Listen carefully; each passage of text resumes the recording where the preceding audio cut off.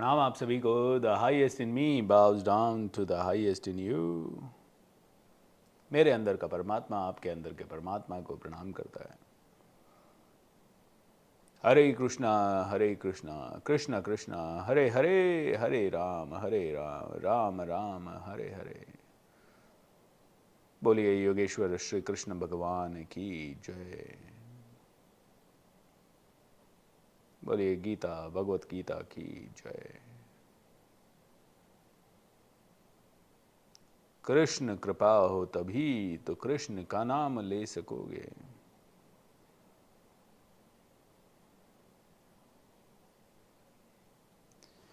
Thank you everyone, good morning and welcome. कैसे हैं आप सभी? भगवद गीता के 5 अध्याय की हमने चर्चा की।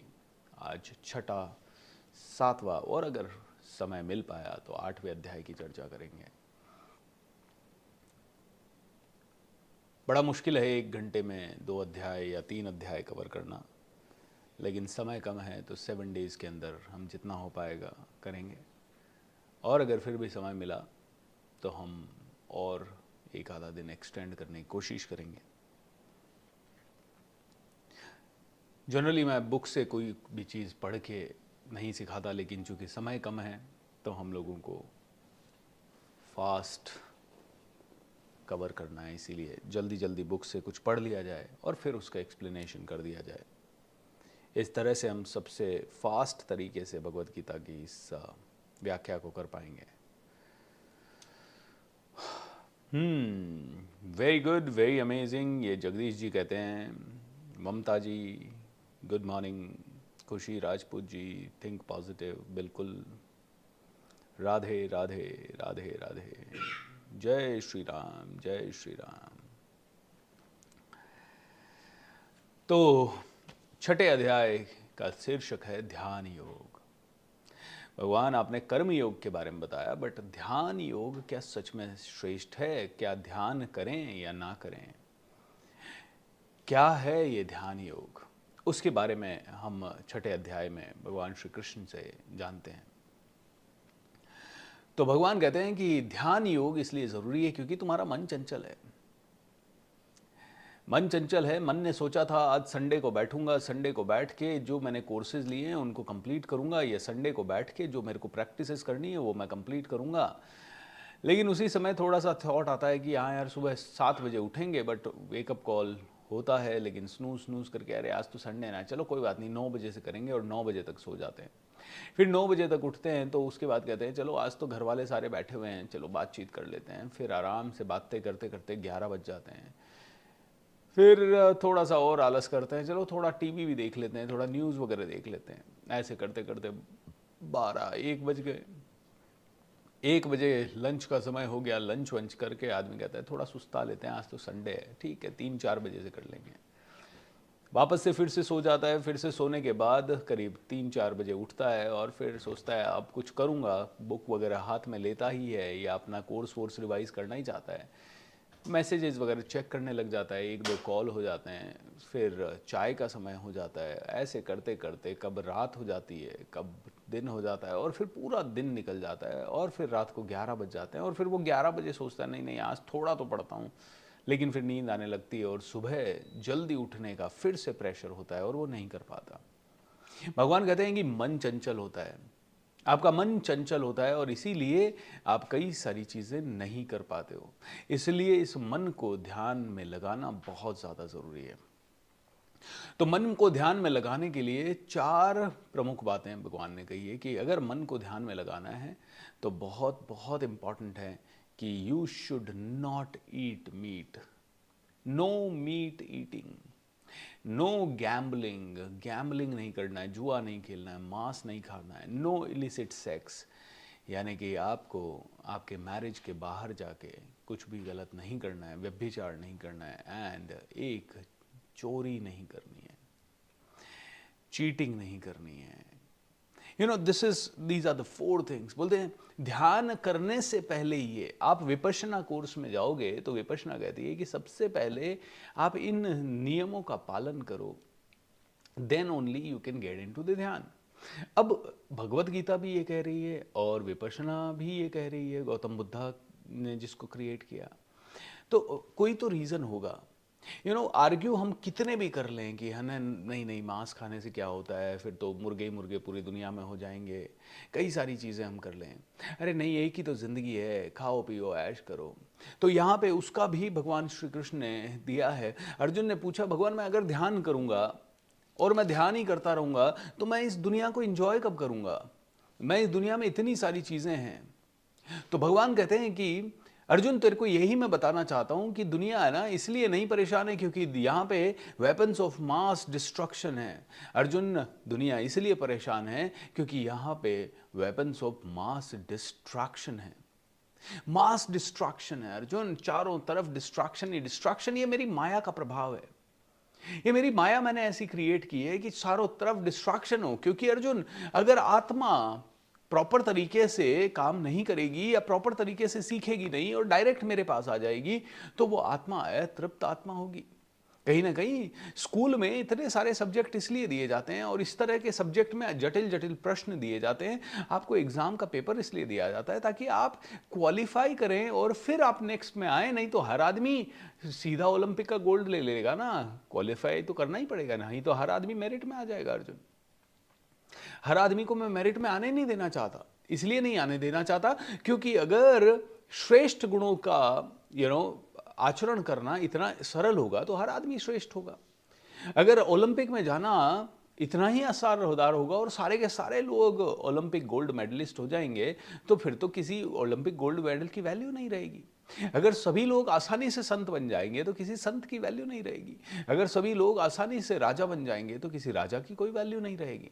इसीलिए अर्जुन ये कठिन नियम मैंने बनाए हैं, ये इल्यूजन्स मैंने क्रिएट किए हैं, ये वेपन्स ऑफ मास डिस्ट्रैक्शन है जिसके कारण आदमी आज परेशान है। और इनके ऊपर अगर आदमी ने कंट्रोल नहीं किया, इनके यूज पे कंट्रोल नहीं किया, जब तक अपनी इंद्रियों पे संयम नहीं किया तब तक तुम मुझे नहीं पा पाओगे। और कहते हैं इंद्रियों पे संयम करने का सबसे बढ़िया तरीका है क्या? ध्यान योग। ध्यान करो। अर्जुन फिर कंफ्यूज, ध्यान करूं या कर्म करूं? आप कह रहे हो युद्ध करो, आप कह रहे हो ध्यान करो। ध्यान करने के लिए तो जंगल में जाना पड़ेगा।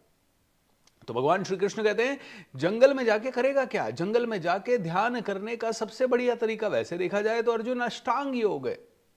अष्टांग योग क्या है? यम नियम प्राणायाम ध्यान प्रत्याहार, यही है ना। प्राणायाम समाधि जो भी है, यम नियम आसन प्राणायाम प्रत्याहार ध्यान धारणा ध्यान एंड समाधि।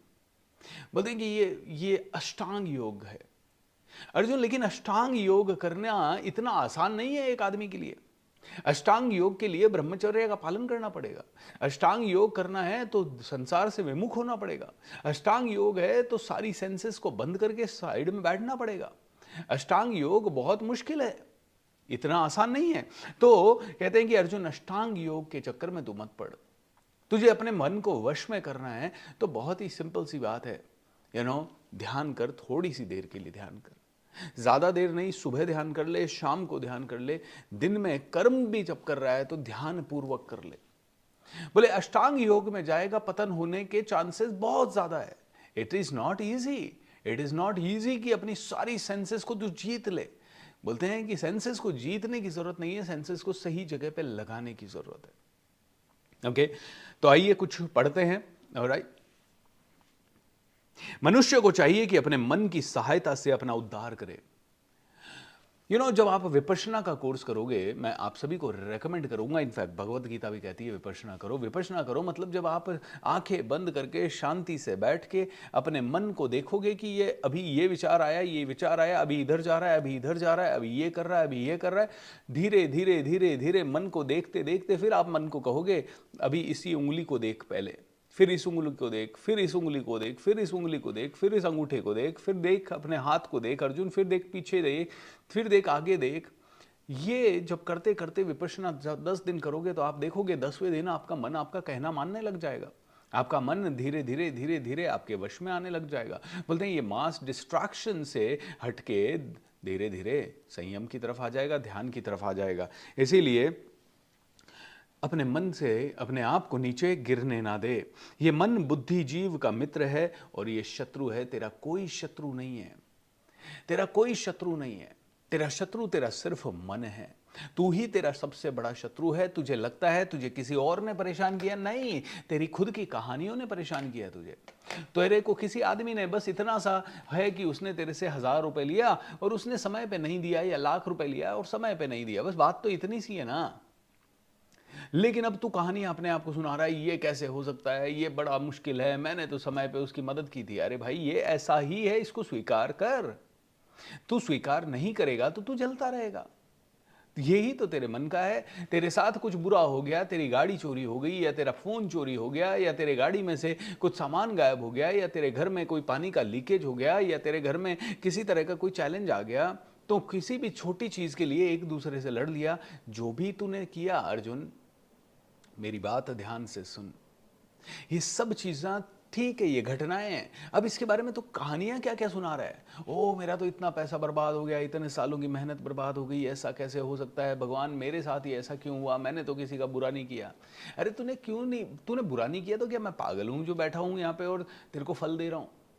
ये प्रकृति को मैंने आदेश दे दिया कि तूने ये किया है तो तेरे को ये फल मिलना चाहिए, और प्रकृति बिल्कुल उचित समय पे तेरे को फल देगी। बिल्कुल परफेक्ट कैलकुलेशन है। जैसे कि आप एक परफेक्ट कैलकुलेशन करते हो कि कभी कभी आपका बॉस होता है जो आपको बिल्कुल पसंद नहीं है, और आपका बॉस आपको बहुत तकलीफ देता है, तो आप भी ऐसा नहीं है कि बॉस को हाथों हाथ अटैक करते हो, आप भी सही समय का इंतजार करते हो ना कई बार, कि ठीक है, इस बॉस ने मुझे ना 3 महीने पहले बुरा बोला था, लेकिन आज मैं इसको बहुत जरूरत है, आज छुट्टी मार देता हूं। तुम भी समय सही सही समय का ध्यान रखते हो ना। हाँ, अभी मेरे घर में शादी है ना, अब मैं बराबर इस बॉस को, भले किसको कितना भी काम है, मैं भी देता हूं इसको टफ। बॉस मेरा तो तबीयत खराब है साहब, नहीं करूंगा मैं, बोलो क्या कर लोगे। तो जब एक इंसान सही समय का इंतजार करता है अपने किसी एक्ट को एग्जीक्यूट करने के लिए, तो बोलते हैं प्रकृति तो तेरे से लाखों करोड़ों गुना ज्यादा इंटेलिजेंट है। प्रकृति जानती है कि तेरे को कौन से कर्म का फल कब देना है। प्रकृति बहुत बुरी, जैसे एक माँ जानती है कि एक बच्चे को कब चॉकलेट देनी है और कब नहीं देनी है, वैसे ही ये प्रकृति तो पूरी तरह से जानती है कि तुझे कौन सी सिचुएशन में कौन सा सिचुएशन ला के तेरे सामने खड़ा करना है। तो बोलते हैं कि इसीलिए मन को वश में कर ले, नहीं तो तू बहुत सारे पाप करता रहेगा, बहुत सारे बंधनों में बढ़ता रहेगा, और बहुत सारे बंधनों में अगर बनता रहेगा तो फिर ये समझ ले कि तू इस भंवर से कभी निकल ही नहीं पाएगा। मन को जीत लिया जाए उसके लिए जिसने मन को जीत लिया उसके लिए मन सर्वश्रेष्ठ मित्र है, और जो नहीं जीत पाया उसके लिए मन सर्वश्रेष्ठ शत्रु है। मन को जीत लिया, इसके पहले ही परमात्मा को प्राप्त कर लिया, क्योंकि उसकी शांति प्राप्त कर ली। जिसने मन को जीत लिया उसने शांति प्राप्त कर ली। वह व्यक्ति आत्म साक्षात्कार को प्राप्त होता है तथा योगी कहलाता है। जो अपने अर्जित ज्ञान तथा अनुभूति से पूर्णतया संतुष्ट रहता है, ऐसा व्यक्ति अध्यात्म को प्राप्त कर तथा जितेंद्रिय कहलाता है। वह सभी वस्तुओं को, चाहे वे कंकड़ हो या पत्थर हो, एक समान देखता है। जिसने मन को देख लिया ना, वो नहीं करेगा कि मेरे को पैसा पैसा पैसा चाहिए। जिसने मन को जीत लिया वो कभी भी नहीं करेगा कि अरे नहीं, मुझे तो इस तरह का ही जिंदगी चाहिए, ऐसा एसी ही होना चाहिए। एक जैन मुनि को देखा है, उन्होंने मन को देख लिया, उनके लिए उन्होंने मन को जीत लिया। जब उन्होंने मन को जीत लिया तो उनके लिए क्या तो वस्त्र और क्या नहीं वस्त्र, क्या तो उनके लिए हीरे जवाहरात और क्या उनके लिए मिट्टी पत्थर, सब एक समान है। क्या उनके लिए मखमल के गद्दे और क्या उनके लिए धरती की सैया, आराम से दोनों एक ही है। राइट, क्या उनके लिए बहुत सारा भोजन और क्या उनके लिए थोड़ा सा भोजन, एक ही है। कहते हैं कि कई जैन मुनि, इनफैक्ट बहुत सारे जैन मुनि, या शायद हो सकता है सभी जो जैन हैं वो बताएं, वो संकल्प करके निकलते हैं। कई बार जब मैं अभी थोड़े दिन पहले किशनगढ़ मेरे होम टाउन था, तो एक बहुत बड़े सुनील सागर जी महाराज जैन मुनि वहाँ पधारे हुए थे, मैं उनके दर्शन के लिए गया। तो उनके भक्त मुझे बता रहे थे कि रोज महाराज संकल्प करके निकलते हैं कि भाई आज सुबह मुझे मान लीजिए दाल चावल खाना है, ठीक है, और वो संकल्प वो किसी को बताते नहीं हैं। और जब वो सुबह निकलते हैं तो जितने भी उनके भक्त हैं वो प्लेट में, थाली में, या जैसे भी उनके सामने लेके वो खड़े रहते हैं, ठीक है। और जैन मुनि उस दिन संकल्प जो करके देखते हैं, उसके चारों तरफ जितने भी लोग, मान लो 1000 लोग खड़े हैं, 1000 लोग अपनी अपनी थाली सजा के खड़े हैं, जैन मुनि वहाँ से गुजरेंगे और देखेंगे, सभी की, किसी की आंखों में नहीं देखेंगे, वो सभी की थाली में देखेंगे। अगर दाल चावल मिला उन्हें तो ही वो ग्रहण करेंगे, नहीं तो नहीं करेंगे। और वो भी एक हाथ में जितना आ जाए उतना ग्रहण करेंगे, दैट्स इट। एक ही बार पानी पिएंगे। मतलब कितना संयम! जिस इंसान ने अपने मन को जीत लिया हो वही इतना संयम कर सकता है। और अगर उस दिन दाल चावल नहीं मिले तो उस दिन भोजन ग्रहण नहीं करेंगे। You know, I think this is the best kind of an example. मतलब अगर आप चाहें कि अपने मन को जीतें तो ये आपकी अवस्था आ सकती है, इस लेवल की अवस्था आ सकती है। और ये लेवल की अवस्था पे ही आप मुक्त हो जाओगे, क्योंकि अब आप ऐसा कोई कर्म नहीं करोगे जो आपको बांधने वाला हो। क्योंकि बांधने वाले कर्म क्या हैं? बांधने वाले कर्म हैं, अरे यार और ज़्यादा व्यापार करना है। अच्छा, व्यापार करना है तो बिल्कुल करना है, ज़िंदगी में चल रहे हैं तो कर्म तो करना ही है। अब कर्म करते करते इतने सारे और कर्म हो गए, अरे यार प्रॉफिट नहीं हो रहा है तो ये कर लेते हैं, वो कर लेते हैं। अगर आदमी सरल तरीके से समझे, सरल तरीके से चले, तो वो कर्मों के बंधन में नहीं बंधेगा। और खैर तू कर्म कर भी दिया ना तो तुम मेरे को सौंप दे सारे कर्म, तू क्यों उनका स्वामी बन रहा है? बस ये बार बार भगवान श्री कृष्ण कह रहे हैं। ऑलराइट, तो अर्जुन कहता है भगवान इस मन को जीते कैसे? बोलते प्रैक्टिस से। हर चीज की प्रैक्टिस है। जैसे विपश्यना एक प्रैक्टिस है, जैसे अष्टांग योग एक प्रैक्टिस है, वैसे ही कर्म योग कर। और कर्म योग को ध्यान पूर्वक कर। तू जो भी कर रहा है बहुत ही ध्यान से कर, समझता हुआ कर कि तू करता नहीं है। देख अपने कर्मों को, you are not the doer. देख अपने कर्मों को कि ये कर्म क्या सही कर्म है, ये कर्म क्या सच में अच्छा कर्म है। अच्छा, तू मीट खा रहा है, मांस खा रहा है, तो 1 मिनट होश पूर्वक कर लेना उसको। होश पूर्वक देख के कर उस कर्म को कि हाँ भाई मांस खाना है, चलो मांस खाने की इच्छा हुई, अब क्या करना पड़ेगा? किसी जानवर को पकड़ना पड़ेगा जी। अच्छा ठीक है, जानवर हंस रहा खेल रहा है, उसको पकड़ के दबोचना पड़ेगा। अब वो जानवर चिल्ला रहा है, होश पूर्वक देख उसको चिल्लाते हुए, होश पूर्वक चिल्लाते हुए छुर्री उठा, होश पूर्वक उसकी छुर्री चला, होश पूर्वक उसकी गर्दन काट, होश पूर्वक उसके पंख नोच, होश पूर्वक उसको गर्म पानी में डाल, होश पूर्वक उसको धो, होश पूर्वक उसकी बोटी बोटी कर, होश पूर्वक उसको तेल में डाल, और फिर तेरे को अच्छा लगे तो खा ले। नहीं नहीं सर मैं थोड़ी काटता हूँ, वो तो कसाई काटता है। अच्छा कोई बात नहीं, होश पूर्वक जा कसाई की दुकान पे, उसको बोल कि खुद काटे, उसको कटता हुआ देख, और उसके बाद तू खा। और फिर तेरी आत्मा अगर गवाही देती है कि नहीं नहीं ये बिल्कुल सही है, तो कर ले, करता रहे तू काम, कोई बात नहीं। अगर तेरी आत्मा कहती है नहीं है सही नहीं है, तो फिर मत कर।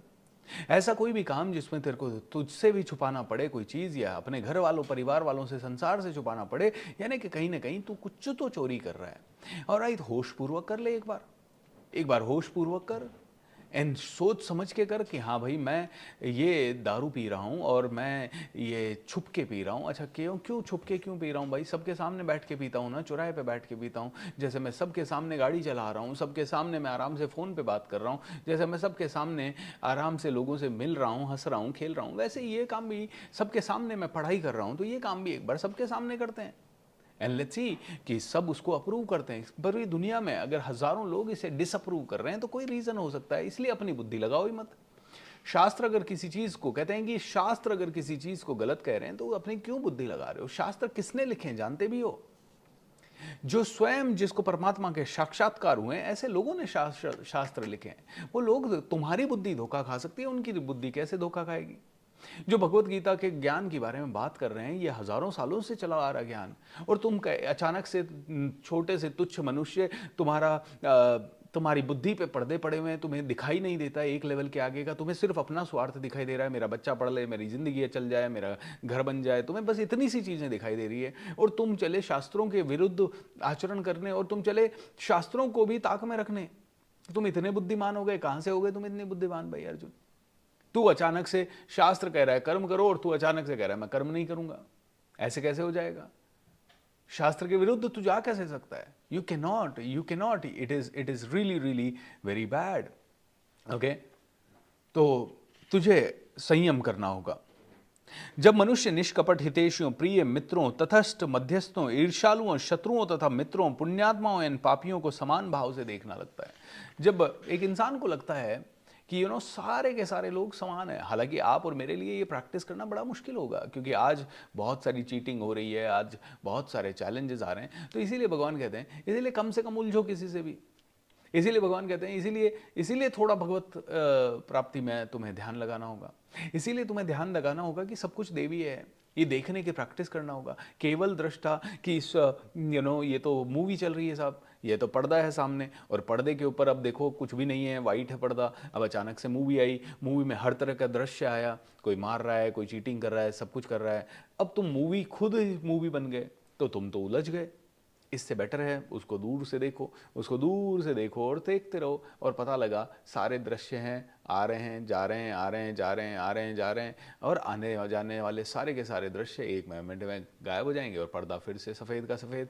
Nothing has happen to the parda. बोलते ऐसे ही तुम्हारा दिन भर देखो, दिन भर देखो, केवल दृष्टा, केवल दृष्टा बनो, केवल दृष्टा। अभी भूपेंद्र सिंह राठौड़ बोल रहा है, अच्छा कैसे आया भूपेंद्र सिंह राठौड़ को ये थॉट, किसने बुलवाया ये थॉट, ये ही थॉट क्यों आया, इसी समय क्यों बोल रहा है, अच्छा इसी जगह पे बैठ के बोल रहा है, इसी तरीके से बोल रहा है, अच्छा भूपेंद्र का ये हाथ हिल रहा है, केवल ये तो सिर्फ रोल है, थोड़ी सी देर में ख़त्म हो जाएगा। और मैं कहूँ मैं ज्ञानी हो गया, मैं पंडित हो गया, मैं विद्वान हो गया, अरे मैं हूँ सब कुछ। अच्छा भूपेंद्र ये वाला सोच रहा है, ये कैसे सोच रहा है भाई, ये क्यों सोच रहा है। अच्छा भूपेंद्र इस समय लो कॉन्फिडेंस में, अरे क्यों है लो कॉन्फिडेंस में, लो कॉन्फिडेंस का क्या कारण है। केवल दृष्टा, अपने आप को देखते रहो, ये तो चित्रपट चल रहा है, ये तो कहीं ना कहीं मूवी चल रही है, और जब मूवी चल रही है तो उसको ध्यान से देखो। तो योगी को चाहिए कि वह सदैव अपने शरीर, मन तथा आत्मा को परमेश्वर में लगाए, एकांत स्थान में रहे और बड़ी सावधानी के साथ अपने मन को वश में करे। उसे समस्त आकांक्षाओं तथा संग्रह भाव की इच्छा से मुक्त होना चाहिए। बोलते योगी बन अर्जुन, योगी बन। योगी बनने का सबसे बढ़िया तरीका है अपने कर्मों को देख, एकांत रहना चाहिए। तो थोड़ा सा अपने आप की कंपनी को भी तो देख। तो ऐसे नहीं कि थोड़ी सी देर शांत बैठा और विचलित हो गया, अरे मैं किससे बात करूं, किससे बात करूं, मेरा मन बोरिंग हो रहा है यार, मेरे को समझ में नहीं आ रहा क्या कर रहा हूं। तेरा मन तुझसे गुलाचे मरवा रहा है। तो थोड़ा सोच तो सही कि रात को अचानक से तेरे मन में ख्याल आता है मैं किससे बात करूं, किससे बात करूं, तूने किसी को टेक्स्ट कर दिया या तूने किसी को फोन कर दिया, उसी समय अपने आप को देख, ये डिजायर क्यों आई। अच्छा इस डिज़ायर से फिर क्या हुआ, अच्छा तूने टेक्स्ट कर दिया, फिर तेने 5 दोस्तों को टेक्स्ट किया, 5 में से 4 से तेरी बात हो गई, किसी से लंबी बात हो गई। रात को जहाँ तू 10 बजे सो सकता था, रात को तेरे प्रमाद के कारण 12 साढ़े 12 बज गए। अब तेरे को थोड़ी नींद कम आ रही है क्योंकि दोस्तों से बात करके एनर्जी हाई हो गई। अब तू कहता है मैं 1-2 वीडियो देख लेता हूँ, तूने ब्लू स्क्रीन देख ली, ब्लू स्क्रीन से तेरी आंखों में रोशनी गई, अब तेरी नींद थोड़ी और उड़ गई, रात को 2 बज गए। अब 2 बजे तू सो रहा है तो सुबह तू 8 बजे उठेगा, सर भारी रहेगा, अगले दिन तेरा पूरा दिन थोड़ा सा भारी भारी जा सकता है। अब तूने ये हजारों बार प्रैक्टिस की है, इस तरह की दिनचर्या तूने हजारों बार जब की है, तो फिर से तू बार बार यही कर रहा है। इसका अगेन मतलब है तेरा मन पे कंट्रोल नहीं है। तो मन पे कंट्रोल करने के लिए क्या करना होगा, एकांत स्थान पे बैठ के अपने ही क्रियाकलापों को ध्यानपूर्वक देखना होगा। बोले अष्टांग योग ये हर किसी के बस का नहीं है, ये करना है तो बहुत संयम चाहिए। लेकिन अर्जुन तुझे गृहस्थ जीवन में ये सब करने की जरूरत नहीं है। तो तू सिर्फ थोड़ी देर के लिए ध्यान लगा के बस प्रैक्टिस कर ले, देख ले कि हो क्या रहा है। ओके। तो अर्जुन कहता है कि लेकिन भगवान अगर मैं ये भक्ति करूंगा या ध्यान लगाऊंगा और फिर इसके कारण ना मुझे अभी मेरे दोस्त से बात करने की इच्छा हो रही है और रात को मैं 2 बजे तक मैं बात ना करूं, तो फिर क्या मतलब जिंदगी का, फिर तो दोस्ती नहीं निभा पाएंगे, फिर तो मूवीज भी नहीं देख पाएंगे। इतना सारा डिस्ट्रैक्शन हुआ है, इतनी सारी चीजें क्रिएट हुई है, इन सब का एंजॉय नहीं कर पाएंगे, तो फिर क्या मतलब जीवन का। बोलते हैं अर्जुन यही तो समझ में नहीं आ रहा, यही तो तेरा प्रॉब्लम है, तेरा मन ही तेरा सबसे बड़ा शत्रु है। Your mind is telling you कि भाई जी ले अपनी जिंदगी, लेकिन अगर तूने मन को वश में नहीं किया तो तू फिर से 10वीं में आ जाएगा। तेरा 10वीं की पढ़ाई कर रहा है तो थोड़ा मन को वश में करके पढ़ाई करके पास हो जा। लेकिन तूने ढंग से पढ़ाई नहीं की और तेरा मन इधर ही भटकता रहा, अभी क्रिकेट खेल लूं जी, अभी मूवी देख लूं जी, अभी दोस्तों के साथ चला जाऊं, अभी ये कर लूं, अभी वो कर लूं, तो तू 10वीं में फेल हो जाएगा। और तू फेल हो गया तो वापस से तेरे को 10वीं पढ़नी पड़ेगी, फिर से 10वीं पढ़नी पड़ेगी, फिर से तू फेल हो गया, फिर से 10वीं पढ़नी पड़ेगी, फिर से फेल हो गया तेरे को फिर से 10वीं पढ़नी पड़ेगी। तुझे अगर ग्रेजुएट होना है, तुझे अगर नेक्स्ट क्लास में जाना है, तुझे अगर उत्तम बनना है, तुझे अगर नेक्स्ट लेवल की जिंदगी जीनी है, तो तुझे करना होगा। एंड बेस्ट पार्ट पता है अर्जुन, अगर तू ध्यान योग में आगे बढ़ा तो तू अगले जन्म में, ये कभी वेस्ट इसका फल नहीं होगा, तू जिस लेवल पे छोड़ेगा अगले जन्म से वहीं से पकड़ेगा। तो जिस जगह पे छोड़ेगा उसी जगह से इसको वापस पकड़ेगा, इसलिए तुझे लोड लेने की जरूरत है ही नहीं। अरे मैं तो इतना कर लिया, अब क्या। बोलते हैं क्यों होता है अर्जुन, एक मिनट के लिए सोच, क्यों होता है कि कोई आदमी जन्म से ही बहुत भक्ति भाव वाला होता है और कोई आदमी जन्म से बहुत ही गुंडा होता है, कोई आदमी जन्म से बहुत ज्यादा शांत स्वभाव का होता है, कोई आदमी जन्म से पढ़ाकू होता है, कोई आदमी जन्म से बहुत ज्यादा झगड़ालू होता है। ऐसा क्यों होता है? क्यों एक आदमी, कोई बच्चा होता है तो जैसे चैतन्य महाप्रभु जैसे बच्चे या कोई ऐसे लोग जो कि शुरुआत से ही बहुत भक्ति भाव में चले गए, पैदा होते ही कहते हैं कि आई थिंक बुद्धा पैदा हुए तो हंसते हुए पैदा हुए। कई ऐसे लोग हैं जो कि ऐसे ही पैदा होते ही जिन्होंने ओम शब्द निकाला, कहते हैं अष्टावक्र जी जब पैदा हुए तो पैदा होते ही उन्होंने ओम कहा। तो ऐसा कैसे हुआ अर्जुन? तो ये सब लोगों को जिनको भक्ति प्राप्त हुई वो उनको पैदा होते ही भक्ति क्यों प्राप्त हुई? क्योंकि भक्ति का फल, ध्यान का फल, ज्ञान का फल, ये ऐसा फल है जो जहां छूटता है वहीं से अगले जन्म से आपका प्रभावित होता है, वहीं से शुरू होता है। तो इस जन्म में तुम्हें जो भी संस्कार मिले हैं वो पहले तो जन्म के समय तुम्हारे जो संस्कार थे वो पुराने जन्मों से आ रहे हैं। नहीं तो कई बार एक ही परिवार में 4 भाई बहन होते हैं और चारों एक ही तरह के वातावरण में होते हैं, लेकिन एक भक्तिमय हो जाता है, एक पढ़ाकू हो जाता है, एक शरारती हो जाता है, एक पता नहीं किसी और ही मार्ग पे निकल जाता है। बोलते हैं ये सभी के प्रारब्ध, यानी कि पुराने जन्मों में उन्होंने जो जो कर्म किए उनके फल मिल रहे हैं, और उनके संचित कर्म जब आगे आड़े आएंगे तो उनके साथ आगे, तो बोलते हैं भगवान आध्यात्मिक क्रेडिट कभी खत्म नहीं होता। ठीक है, तो आगे चलते हैं। तो भगवान यहाँ पे ये भी कहते हैं कि ये मन को वश में करने के लिए थोड़ा योगाभ्यास करो। योगाभ्यास करने वाले को चाहिए कि वह अपने शरीर, गर्दन तथा सिर को सीधा रखे और नाक के अगले सिरे पर दृष्टि लगाए।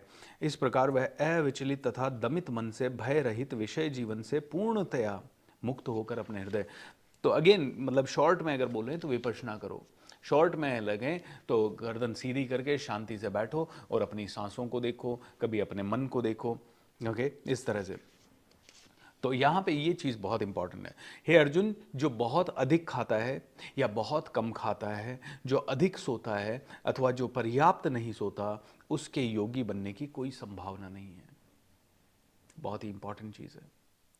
जो बहुत ज़्यादा खा रहा है, अरे आइसक्रीम भी ठूस लें, अरे ये भी कर लें, अरे ये चिप्स भी खा लेते हैं, अरे शाम को 4 बज गए चाय पी लेते हैं, चाय के साथ पकोड़े भी खा लेते हैं, अच्छा दिन में लंच भी कर लेते हैं, अच्छा बाहर चलें तो यार ये चाट पकड़ी अच्छी है, अरे यार ये समोसा बहुत अच्छा है, अरे ये मिर्ची बड़ा बहुत अच्छा है, अरे ये पानी पूरी बहुत अच्छी है, अरे आज पाव भाजी खा लेते हैं, अरे आज सुबह उठ के चाय के साथ साथ कुछ पराठे खा लेते हैं। मतलब जिसका मन खाने पीने में ही दिन भर लगा रहता है उसके तो योगी बनने की कोई संभावना नहीं है।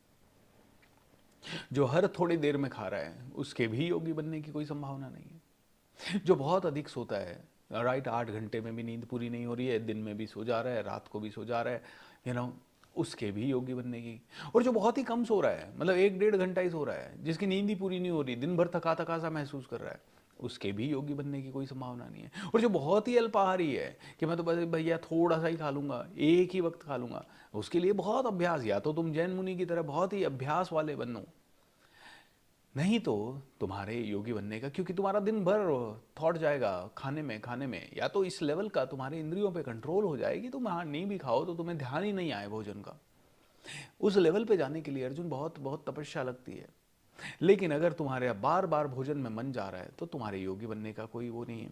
जो बहुत अधिक खाता है, बहुत कम खाता है, या बहुत अधिक सोता है या बहुत कम सोता है, उसके योगी बनने की कोई संभावना नहीं है। जो खाने, सोने, आमोद प्रमोद तथा काम करने की आदतों में नियमित रहता है, इसीलिए भगवान ने यहाँ पे एक और चीज़ कही है कि रूटीन होना चाहिए। रूटीन होने का मतलब है कि आप 10 बजे सो रहे हो तो 10 बजे के आसपास सो जाओ। आप अगर सुबह 4:30 उठ रहे हो तो सुबह 4:30 बजे उठ जाओ। इसीलिए हम आपको कमांडो ट्रेनिंग करने को बार बार कहते हैं कि कमांडो ट्रेनिंग आप करो 90 डेज मेरे साथ, सुबह 4:30 बजे उठ जाओ, 4:30 बजे उठ के 5 बजे से लेके 6:30 बजे तक प्रैक्टिस कर लो। अकेले प्रैक्टिस करना बहुत मुश्किल है, एक तरह से वो पूरा योगाभ्यास ही प्रैक्टिस करवा रहे हैं, बिना प्राणायाम के योगाभ्यास। यानी कौन सा योगाभ्यास? अपने मन को नियंत्रण करने का योगाभ्यास, कमांडो बनने का योगाभ्यास, मेंटल कमांडो, मेंटल टफनेस का योगाभ्यास, माइंड को संयमित करने का योगाभ्यास। मेरे जीवन में इतने परिवर्तन आए हैं ना दोस्तों पिछले 5 सालों में। पिछले 5 सालों में मेरे अचीवमेंट्स तो मैंने देखा है कि मुझे भगवान की कृपा से, जो उसके पहले की ज़िंदगी थी ना 38 साल की, और पिछले 5 साल की ज़िंदगी, दोनों में ज़मीन आसमान का अंतर है। पिछले 5 सालों के अंदर अचीवमेंट्स की झड़ी लग गई, मतलब अच्छे से अच्छी चीज़ें मैं अपनी ज़िंदगी में कर पाया, पा पाया और एक्सपीरियंस ले पाया। बट चलिए उनकी बात नहीं करते हैं। मैं मेरे सेंसेस के कंट्रोल की बात करूं तो मैं भी कुछ भी खा लेता था, कभी भी खा लेता था, किसी भी टाइम। आज खाना पीना बिल्कुल रेगुलेटेड हो गया, बिल्कुल सही हो गया। मैं संयम से आज ज़िंदगी जी पा रहा हूँ 80% of the time. You know, बहुत सारी ऐसी चीज़ें मुझे जो लुभाती थी, या बहुत सारी ऐसी चीज़ें जो मैं करता था, वो सारी मैं छोड़ चुका हूँ, और अपने आप छूट रही है। कोई इसके लिए मेरे को एफर्ट नहीं लेना पड़ रहा। पहली बार मैंने ज़िंदगी में 10 दिन बिना खाने पीने के लिए रहा, और उसके बावजूद भी मुझे कभी फील ही नहीं हुआ कि अरे मुझे तो बहुत ही ज़्यादा भूख लग रही है, मैं तो रह ही नहीं पाऊँगा अब तो, अरे यार जल्दी से जल्दी कुछ खाना पड़ेगा। ऐसा हुआ ही नहीं। ओके, आज हर रोज़ मैं 6 बजे के बाद बिल्कुल नहीं खाता हूँ, और ख्याल भी नहीं आता है कभी। ऑलराइट, एंड ऐसी कई सारी चीज़ें हो गई जो मुझे लगता है I am proud of it. अब मैंने पिछले 5-6 सालों में किताबें भी बहुत पढ़ी, मेडिटेशन भी बहुत की, विपश्यना भी की, बहुत सारी चीज़ें हुई, एंड बहुत अलग अलग सब्जेक्ट का नॉलेज हुआ। ये भगवत गीता मैं पढ़ पा रहा हूँ और समझ पा रहा हूँ, ये भी पिछले 4-5 सालों में ही हुआ। ये कैसे हो पाया? सो आई थिंक थोड़ा कंट्रोल हुआ है। मैं नहीं कहूँगा कि बहुत ज़्यादा, लेकिन थोड़ा, थोड़े से कहीं ज़्यादा। मैं मांस नहीं खाता था लेकिन अंडे खाता था, वो भी छोड़ दिए। मैं मिठाई खाता था, वो भी छूट गया, ये अपने आप छूट गई सब। मैं चाय कॉफ़ी पीता था, बहुत पीता था, इनफैक्ट चाय, दूध वाली और शक्कर वाली चाय तो मैं दिन में मतलब 5-5, 6-6, 7-7 कप पी जाता था। कभी कभी तो 10-10 कप हो जाते थे। किसी के गए तो चाय, किसी के 10 लोगों के मिलने गए तो 10 जगह चाय। अब वो सब छूट गई। I mean, this is the beauty. तो जब योगी योग्याभ्यास द्वारा अपने मानसिक क्रियाकलापों को वश में कर लेता है और अध्यात्म में स्थित हो जाता है, अर्थात समस्त भौतिक इच्छाओं से रहित हो जाता है, तब वह योग में सुस्थिर हो जाता है। तो योगी, यू नो तो अर्जुन, बस सिंपल सी बात है, तू शांति से बैठ और अपने मन को वश में करने का कम से कम 15-20 मिनट रोज अभ्यास कर। सुबह रोज अभ्यास कर, शाम। तू कहेगा समय नहीं मिलता, तो फिर कोई बात नहीं, तेरे को समस्याओं में घिर के तेरा समय वेस्ट करना पड़ेगा। तो आज अगर 20-20 मिनट सुबह शाम नहीं बैठ सकता, और कोई ज़रूरी नहीं है कि तुझे कहीं जाना ही है उसके लिए, तू जहाँ है वहीं पे बैठ जा और तू आराम से उसका अभ्यास कर। क्योंकि अगर तूने प्रैक्टिस वो नहीं की तो तेरा मन भटकता रहेगा, और फिर तू जो टाइम वेस्ट मन के भटकाव के कारण होगा, उसका तू यू नो उसका तू आकलन भी नहीं कर पाएगा। तूने कितना वेस्ट, तू कई बार पूरी ज़िंदगी वेस्ट कर देगा। अब सोचिए, कई सारी चीज़ें, आप मैं अगर आपको उदाहरण दूँ, इतना भी अगर हम समझ गए ना, तो तीनों चैप्टर में यही है। अब देखिए, मैं आपको उदाहरण देता हूँ। कई लोग कहते हैं जी मेरे को तो कॉन्फिडेंस बढ़ाना है, कॉन्फिडेंस बढ़ाना है। अब वो कॉन्फिडेंस बढ़ाने के ऊपर दिमाग लगाने की जगह ऐसे ही भटकाव में कहीं ना कहीं चले जाते हैं। और फिर आज बहुत तीव्र इच्छा है कॉन्फिडेंस बढ़ाने की, अंग्रेजी सीखने की, या कुछ न कुछ बढ़िया करने की, पब्लिक स्पीकिंग सीखने की, सेल्स सीखने की, शेयर मार्केट सीखने की, पैसा कमाना सीखने की बहुत तीव्र इच्छा है। और बहुत तीव्र इच्छा है, 2-3 दिन वो इच्छा रही, फिर आदमी भूल गया, फिर आदमी हिप्नोटाइज हो गया। अरे दोस्तों ने कहा पार्टी में चलते हैं, अरे बारिश बहुत ज़्यादा हो गई, अरे आज थोड़ी तबीयत खराब हो गई, आज काम में उलझ गए, आज इधर उलझ गए, आज उधर उलझ गए। आप सभी चीज़ों में उलझ गए। फिर 2 महीने बाद याद आया, अरे यार वो वाली इच्छा तो रह गई, अच्छा अच्छा, नहीं नहीं, आज से मैं पक्का करूँगा। और राइट, फिर आज से अब पक्का करने की कोशिश करता है। फिर वही होता है, 3 की जगह आज इस बार 6 दिन खींच लिया ज़्यादा ज़्यादा, और 6 दिन खींचने के बाद फिर मन भटक गया। फिर कहीं शादी में चले गए, कहीं बर्थडे पार्टी में चले गए, कभी लेट उठे, कभी कुछ हो गया, कभी कुछ हो गया। ऐसे करते करते आदमी फिर भटक गया। फिर 6 महीने बाद याद आया, अरे यार वो चीज़ मेरे को आज फिर, और बाद में हर बार याद कब आता है, जब उसको लगता है ग्रोथ नहीं हुई या कहीं अटक गए। और ऐसे करते करते कई बार देखो 10-10, 20-20 साल निकल जाते हैं और हमारे से वो चीज़ नहीं होती है। जैसे कि एक्सरसाइज करना हर आदमी चाहता है, लेकिन 10-10, 20-20 साल निकल जाते हैं लेकिन नहीं कर पाता है। जैसे कि हर आदमी जल्दी उठ के घूमना फिरना चाहता है, मॉर्निंग वॉक करना चाहता है, कई बार 20-20, 30-30, 40-40 साल निकल जाते हैं और नहीं कर पाता है। अर्जुन, पूरी जिंदगी निकल जाती है, यू नो। इसीलिए सोच तो सही, आप में से कितने लोगों के साथ ये होता है, सोचिए एक बार, कितने लोगों के साथ हम्म।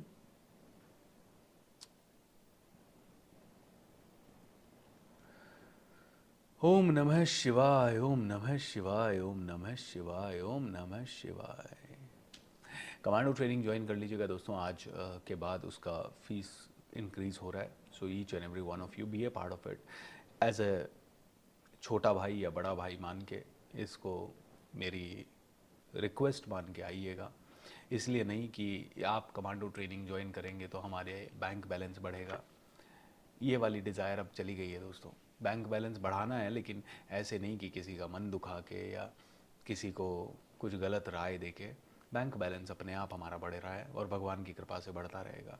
पैसा हमारा सबसे अच्छा दोस्त है, बार बार आता है, बट इसलिए ताकि आप और मैं एक एक फॉर्मल एंगेजमेंट में आए। अभी तो ये फ्री वाला एंगेजमेंट है, इसमें कभी कोई आता है, कभी कोई नहीं आता है, कभी किसी ने सुना, कभी किसी ने नहीं सुना। वहाँ मेरे रूल्स होते हैं, वहाँ पे आपको जल्दी ही उठना है, संयम से रह जाना है।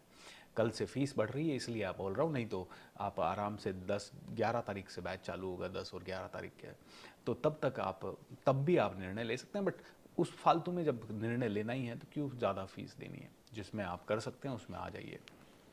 क्यों लेते हैं ये फीस, क्यों बढ़ाते हैं?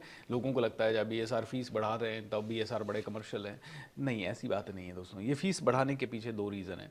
एक, आदमी निर्णय क्यों नहीं लेता टाइम पे? जब लेना ही है तुझे निर्णय तो आज क्यों नहीं ले रहा? इसी चीज़ को तो कंट्रोल करना है भाई। जो चीज़ करनी है तो आज करो ना, ताकि उस पर फुल स्टॉप लगे। नहीं तो तुम 20 दिन और उसी के बारे में सोचते रहोगे, करेंगे करेंगे, सोचेंगे सोचेंगे सोचेंगे।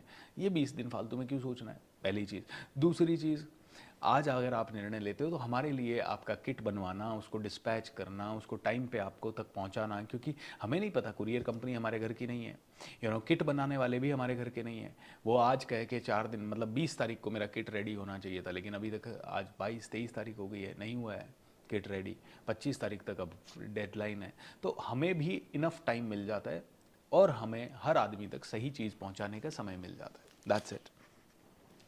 तो जिस प्रकार वायु रहे, ऑलराइट, ठीक है, अभी बहुत लंबा हो जाएगा अगर मैं सारी चीज़ें पढ़ूंगा, तो शॉर्ट में पढ़ देता हूँ। मनुष्य को चाहिए कि संकल्प तथा श्रद्धा के साथ योगाभ्यास में लगे और पथ से विचलित ना हो। संकल्प और श्रद्धा, दो शब्द आ गए यहाँ। संकल्प करो, संकल्प दृढ़ करो। जैसे मैंने संकल्प ले लिया कि ये पूरा महीना मैं कुक्ड फूड नहीं खाऊंगा, तो मैंने संकल्प ले लिया बस। मैं नहीं खा रहा हूँ तेल मसाला, मैं नहीं खा रहा हूँ दाल चावल सब्जी रोटी, नहीं खा रहा हूँ, इस पूरे महीना नहीं खा रहा हूँ। ऐसे ही क्यों, क्या लिया है, कोई क्या इससे बहुत शरीर को फायदा होगा या मन को फायदा, मुझे नहीं पता। मैंने क्यों ले लिया? मुझे खुद को अच्छा लगेगा कि मैंने एक संकल्प लिया और उस संकल्प को मैंने निभाया। 28 डेज में नहीं कर रहा हूँ, तो संकल्प। एंड ऐसे ही श्रद्धा, भाई सुबह भी सेशन करना, रात को भी सेशन करना, इट्स टफ। हमें कई दिन हम ऑफिस में ही रुक रहे हैं, क्योंकि सुबह सुबह उठ के वापस ऑफिस आना, अच्छा घर से भी कर सकता हूँ, मेरे पास घर पे भी कैमरा है, घर पे भी लाइट है, ऐसी बात नहीं है। लेकिन हाँ, फिर ये वाली क्वालिटी नहीं आएगी, ये वाले कैमराज नहीं है घर पे, टीम का सपोर्ट नहीं है घर पे। ऑलराइट, तो संयम और साधना, एक तरह से साधु की जिंदगी जी रहे हैं, जमीन पे सो रहे हैं, संयम से खा रहे हैं, फालतू का डिस्ट्रैक्शन सारा खत्म कर रखा है। इंस्टाग्राम खत्म कर दिया, मतलब सारी चीज़ें मैंने अपने फ़ोन से डिलीट कर रखी है। इंस्टाग्राम जो मैं ज़्यादा यूज़ करता था, इंस्टाग्राम ज़्यादा यूज़ करता था, फेसबुक ज़्यादा यूज़ करता था, दोनों को ख़त्म कर दिया। यूट्यूब ज़रूर हम लोग रोज़ का ये लाइव होता है तो कमेंट वमेंट आते हैं या किसी का कोई प्रश्न रहता है तो उसके लिए वो ज़रूर मैं थोड़ा सा देखता हूँ, वो भी मुश्किल से 15-20 मिनट, है ना। और उसके अलावा नेटफ्लिक्स पे कहीं ना कोई सीरीज़ वगैरह कभी देख लेते थे, कोई डॉक्यूमेंट्री देख लेते थे। नेटफ्लिक्स अभी डिलीट है, ये सारी चीज़ें डिलीटेड है। क्यों? क्योंकि संयम और साधना से काम करना है, संकल्प एंड श्रद्धा। तो धीरे धीरे ये कंट्रोल करने की ही कोशिश चल रही है। इसका मतलब ये नहीं है कि पूरा कंट्रोल हो ही गया है, कंट्रोल नहीं करना है, रेगुलेट करना है। तो मैंने ये सारी चीज़ों को रेगुलेट कर रखा है, क्या सीखने में और सिखाने में, दैट्स इट, इतना सा है। सो धीरे धीरे ध्यान रखो, हो ही जाएगा। मन अपनी चंचलता या अस्थिरता के कारण जहां कहीं भी विचरण करता हो, मनुष्य को चाहिए कि उसे वहां से खींच लाए। ध्यान में बैठो, मन भटकेगा। अब तुम्हारा प्रॉब्लम यही तो है, सर ध्यान करने बैठते हैं मन भटकता है, ध्यान करने बैठते हैं मन भटकता है। अरे मन भटकता है, उसे खींचो वापस से सांस पे ले आओ, उसे खींचो वापस से सांस पे ले आओ, उसे खींचो वापस से सांस पे ले आओ। अच्छा मन भटक गया, वापस से आ जाओ। विचलित मत हो, लोड मत लो, गुस्सा मत करो, गुस्सा होने की जरूरत नहीं है। मन भटक गया, let's bring it back. Okay, मन का काम है भटकना, इतने सालों से भटक रहा है तो अचानक से कैसे हो जाएगा? आप छोटा बच्चा जो कभी नहीं पढ़ा और अचानक से बोलो अभी पढ़ 8 घंटे पढ़, ऐसे कैसे होगा? वो पढ़ेगा, फिर थोड़ा सा भटकेगा, पढ़ेगा, फिर भटकेगा, धीरे धीरे होगा ना उसका पढ़ाई का अभ्यास। तो ध्यान योग के ऊपर भगवान ने कहा है कि कर्म भी ऐसे करो जैसे कि ध्यानी की तरह करो।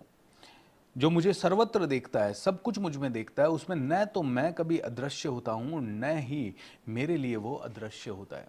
तो एक एक चीज अर्जुन पूछता है, भगवान लेकिन जब आप हैं और आप में ध्यान स्थिर करना है, तो उसके बावजूद भी ऐसा क्यों होता है कि मनुष्य आपको पहचान ही नहीं पाता है? तो भगवान फिर से कहते हैं माया, ऑलराइट, माया के कारण। तो भगवान फिर कैसे पता करें कि आप हैं? तो भगवान कहते हैं देख, 3 ही तरीके हैं मुझे पता करने के। एक है प्रत्यक्ष, कि तूने मुझे देख लिया हो, ठीक है, लेकिन प्रत्यक्ष में भी आदमी धोखा खा जाता है। प्रत्यक्ष में आदमी कैसे धोखा खा जाता है कि भाई अगर आपने कहा कि भगवान है, तो बोलते प्रत्यक्ष में आदमी इसलिए धोखा खा जाता है क्योंकि कहीं ना कहीं भगवान कहते हैं कि दुर्योधन के सामने मैं मौजूद था, प्रत्यक्ष रूप से मौजूद था, क्या वो मुझे पहचान पाया? नहीं। बोले मैं तुम्हारे सामने आमने हूं, तुम्हारे आसपास हूं, लेकिन तुम पहचान ही नहीं पा रहे हो। It is very difficult. तो प्रत्यक्ष में आदमी धोखा खा जाता है, प्रत्यक्ष है ही नहीं कहीं। दूसरा क्या है? प्रमाण। ठीक है, मैंने प्रमाण दे दिया कि भैया देखो ये चीज़ ऐसे हो रही है, ये चीज़ ऐसे हो रही है, ये चीज़ ऐसे हो रही है, प्रत्यक्ष प्रमाण। लेकिन कहीं ना कहीं उसमें भी इल्यूजन होता है। आदमी सोचता है ये तो माया है, ये तो जादू है, ये तो ये है। ओके, मैं हर बार इतना बार आपको कहता हूँ मिरेकल्स होते हैं, मिरेकल्स होते हैं, लेकिन आप कहते हो अच्छा मिरेकल थोड़ी कोइंसिडेंस है। तो प्रमाण हजारों दे दिए इंसान को कि मरा हुआ आदमी जिंदा हो जाता है कई बार, जिंदा आदमी कई बार मर जाता है बैठे बैठे, हजारों तुम्हारे पास प्रमाण है, लेकिन उसके बावजूद भी तुम मुझे नहीं मानते। तो प्रत्यक्ष हो गया, एक प्रमाण हो गया। तीसरा क्या है? सीधा सरल रास्ता है मुझे समझने का, कि मान लो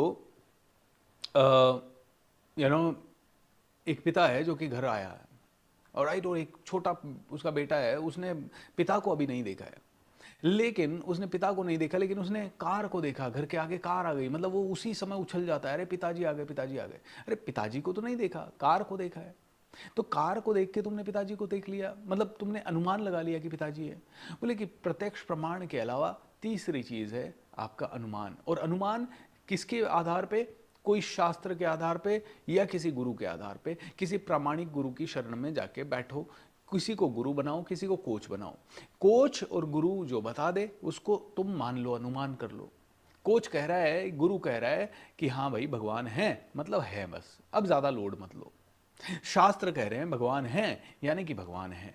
शास्त्र कह रहे हैं कि सब कुछ भगवान के हिसाब से चल रहा है, तो सब कुछ भगवान के हिसाब से चल रहा है। तुम अपना दिमाग कभी कुछ कुछ चीजों में मत लगाओ, क्योंकि तुम्हारा दिमाग की लिमिटेशन है, तुम्हारी सेंसेस की लिमिटेशन है, तुम्हारी बुद्धि की लिमिटेशन है।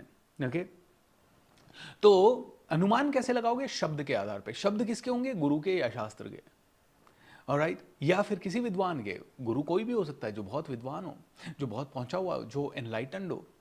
तो एनलाइटेंड बीइंग्स को सुनो अर्जुन। एनलाइटेंड बीइंग जब तुम्हें कुछ बताएंगे तो उन चीजों को तुम्हें सुनना होगा, और सुनने के बाद अपना चिंतन कर लो, अनुभव करो। कोई बात नहीं, ऐसी बात नहीं है कि तुमने उनको एज इट इज अक्षर से फॉलो किया। अनुभव करो, अनुभव करो और उनकी बातों पे चिंतन करो, और चिंतन करने के बाद तुम्हें लगता है यार बात तो सही है।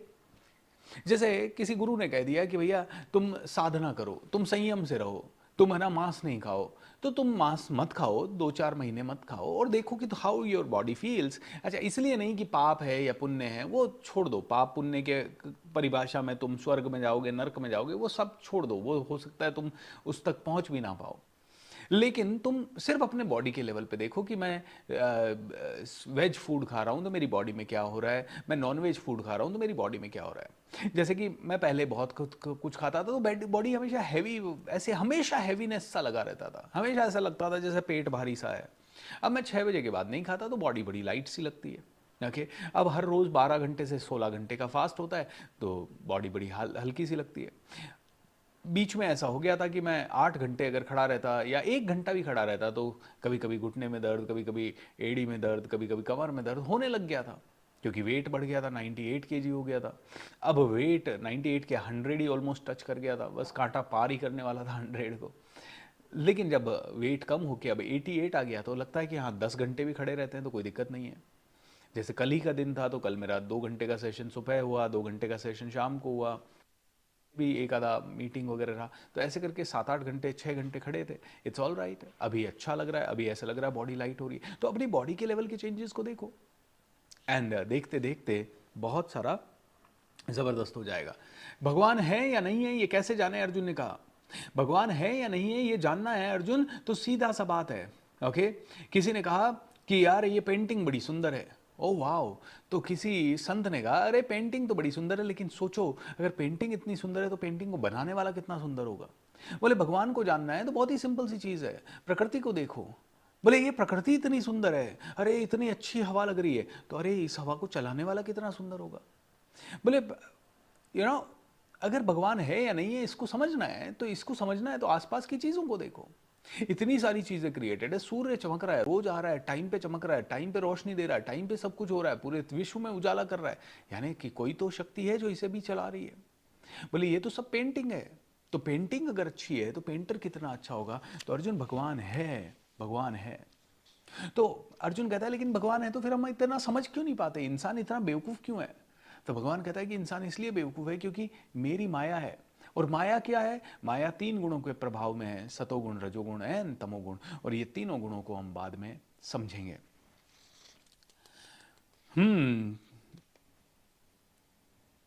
जो योगी मुझे तथा परमात्मा को अभिन्न जानते हुए परमात्मा को भक्ति पूर्वक सेवा करता है, वह हर प्रकार में मुझ में सदैव स्थित रहता है।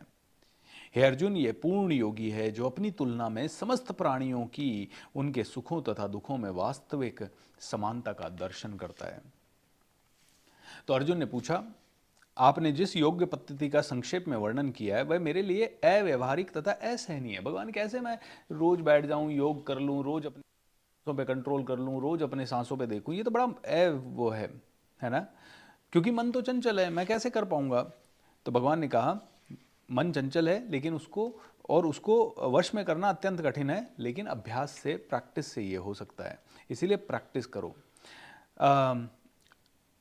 आत्म साक्षात्कार हो सकता है, कठिन कार्य हो, लेकिन जिसका मन संयमित है उसके लिए ये पॉसिबल है। तो कल्याण कार्यों में निरत योगी का न तो इस लोक में न परलोक में ही विनाश होता है। जो कल्याण करता है, जो अच्छे कार्य करता है, जो सद्बुद्धि के हिसाब से चलता है, उसका कभी भी चैलेंज, उसको कभी भी कोई प्रॉब्लम नहीं होगी। तो इसीलिए आप कल्याण करो और आपके साथ जाएंगे वो कर्म, ये सोचते हुए चलो। आप मत सोचो कि मैं अच्छा हूँ, मैंने बहुत साल अच्छा बन के देख लिया, कुछ नहीं होता है, अच्छे लोगों की कोई वैल्यू नहीं होती है। आप अच्छे नहीं, थोड़े समझदार बनो, तो आप थोड़े ध्यानी बनो, थोड़े ज्ञानी बनो, थोड़े योगी बनो, थोड़े कहते हैं ये कर्म योगी बनो। आप कर्म योग करो तो सही, आप सोच समझ के कर्म करो, इससे आपको बहुत आगे बढ़ने को मौका मिलेगा।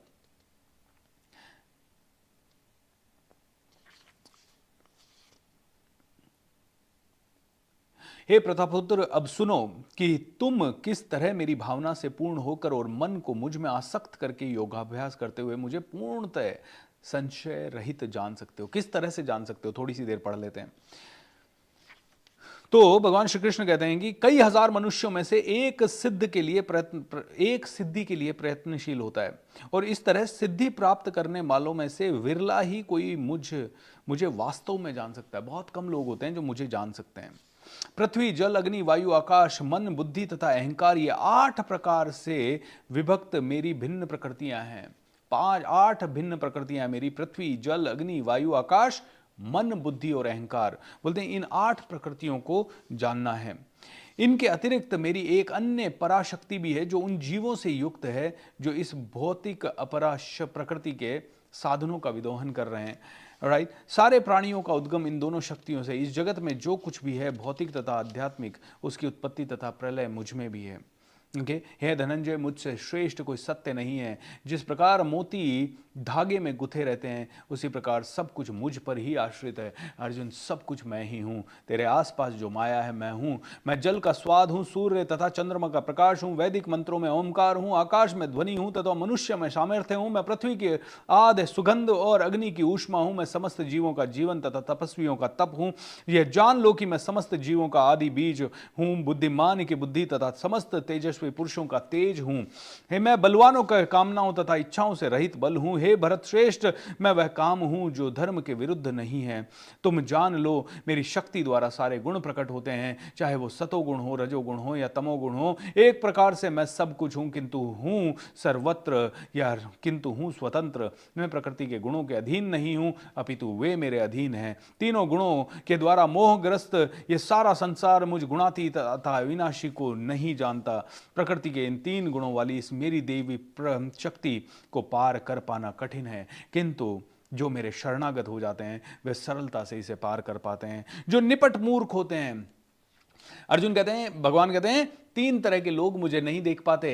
कौन कौन? जो मूर्ख होते हैं, ओके, जो बिल्कुल मूर्ख हैं, जो कहते हैं नहीं भगवान है नहीं, मैं ही सब कुछ हूं, जो अहंकारी है, ऑलराइट, जो मनुष्यों में अधम है, जो मतलब मनुष्य है ही नहीं, जानवरों की भांति जी रहा है, जिसका ज्ञान माया द्वारा हर लिया गया है, जो मतलब जिसकी बुद्धि पे पर्दे पड़ गए हैं। और चौथा एक और है, जो आसुरी प्रवृत्ति से युक्त हो या नास्तिक हो, जो मतलब पूरा असुर ही हो, इंसान ले रहा है लेकिन असुर है। जैसे कि ये कौन, आतंकवादी वगैरह लोग जो होते हैं, जिनको ह्यूमन ट्रैफिकिंग करनी है, जिसको बोलते हैं ये चार लोग, या तो जो मूर्ख है, बिल्कुल ही मूर्ख है, जिसको समझ ही नहीं आ रहा है कुछ, जो कहता है नहीं नहीं मैं ही सब कुछ हूँ, अहंकार में डूबा हुआ है, वो भी मूर्ख है, या नास्तिक है, या फिर अधम है, यानी कि बहुत ही लोवेस्ट क्वालिटी का जीवन जी रहा है, खा रहा पी रहा है, शराब पी रहा है, रात भर जाग रहा है, पता नहीं क्या कर रहा है, ऐसे आदमी को, और जिसका ज्ञान माया द्वारा हर लिया गया, मतलब जिसकी बुद्धि पे पर्दे पड़ गए, ये चार लोग मुझे कभी भी प्राप्त नहीं कर सकते अर्जुन। हे भरत श्रेष्ठ, चार तरह की पुण्य आत्माएं मुझे प्राप्त कर सकती है। भगवान कहते हैं चार लोग मुझे प्राप्त कर सकते हैं। कौन कौन कौन चार लोग हैं?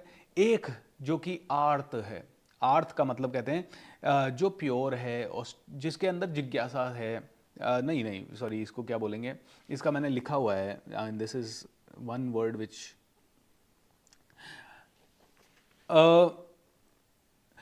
आर्थ, हाँ सॉरी, जो दुखी है, ये हिंदी का वर्ड है आर्थ, जो मुझे तो पहला आदमी वो है, चार तरह के लोग मुझे प्राप्त करते हैं। एक तो दुख में सुमिरन सब करे, तो जो दुखी है वो मुझे प्राप्त कर पाता है। तो इसलिए दुख भगवान इसीलिए देते हैं अच्छे लोगों को, ताकि अच्छा लोग दुख में ज्यादा भगवान को सुमिरन करेंगे और वो भगवान के ज्यादा क्लोज आएंगे, you know. So that is why दुख बुरा नहीं है। हमें लगता है दुख बुरा है, लेकिन दुख ही हमारी ग्रोथ, हमारी सबसे ज्यादा ग्रोथ लेके आता है। दुख ही हमें सबसे ज्यादा सिखाता है, दुख ही हमें सबसे ज्यादा बुद्धिमान बनाता है, दुख ही हमें सबसे ज्यादा ज्ञानी बनाता है, सबसे ज्यादा ध्यानी बनाता है, सबसे ज्यादा मौनी बनाता है, सबसे ज्यादा संयमित बनाता है। आप देखो, जो आदमी के पास बहुत पैसा है, सुखी है, वो सारे गलत कार्य कर लेता है। जो आदमी दुखी है ना, वो कहता है भाड़ में गए सारे गलत कार्य, मेरे को तो अभी इस समय ये, बस इस समय मेरे को भगवान कुछ कर दे कि मैं इस दुख से बाहर निकल जाऊं, तो वो फोकस्ड हो जाता है। तो बोलते हैं सबसे आर्त यानी दुखी आदमी हमें प्राप्त कर सकता है। दूसरा है जो जिज्ञासु है, जिसके अंदर अंदर से एक डिजायर है, एक जिज्ञासा है, भगवान है क्या यार, ये प्रकृति क्या है, मतलब क्यों बनी है, मैं कैसा क्यों बनाऊं, मुझे ऐसा क्यों करना है, आर्त जिज्ञासु। तीसरा कौन है? जो जिसकी पैसे की कामना है, जो चाहता है और ज्यादा पैसा आए, तो वो कहता है भगवान लक्ष्मी जी की पूजा करूंगा, सुबह उठ के पूजा करूंगा, धूप ध्यान करूंगा, मंगल कार्य करूंगा, दूसरों को पॉजिटिविटी दूंगा। हम सभी जो आज पैसा, देखिए आप जो शाम का ज्ञान ले रहे हो ना मुझसे, मैजिक ऑफ थिंकिंग रिच, वो भी भगवत गीता का ही एक तरह से ज्ञान है। लेकिन वो ज्ञान आप क्यों ले रहे हो? क्योंकि आपकी डिजायर है पैसा खाने की। और उसमें भी हम क्या सीख रहे हैं? दूसरों की सेवा करो, दूसरों को परोपकार करो, थैंक यू बोलो, ग्रैटिट्यूड में रहो, पॉजिटिव सोचो, नेगेटिव मत सोचो। तो वो सारी की सारी चीजें, तो जिसको धन की प्राप्ति की लालसा है वो। और चौथा आदमी जिसे मैं मिलता हूं वो है ज्ञानी, जिसने ज्ञान प्राप्त कर लिया हो, जो सच में जान गया हो सही क्या है। तो चार तरह के लोग मुझे नहीं पा सकते, जो असुर प्रवृत्ति के हैं, जो अज्ञानी हैं या मूर्ख हैं, जो बहुत ज़्यादा क्या कहते हैं अधम हैं, मतलब मनुष्यों में लोवेस्ट कैटेगरी के हैं, और चौथा क्या बताया? जो आदमी नास्तिक है, बिल्कुल मेरे अंदर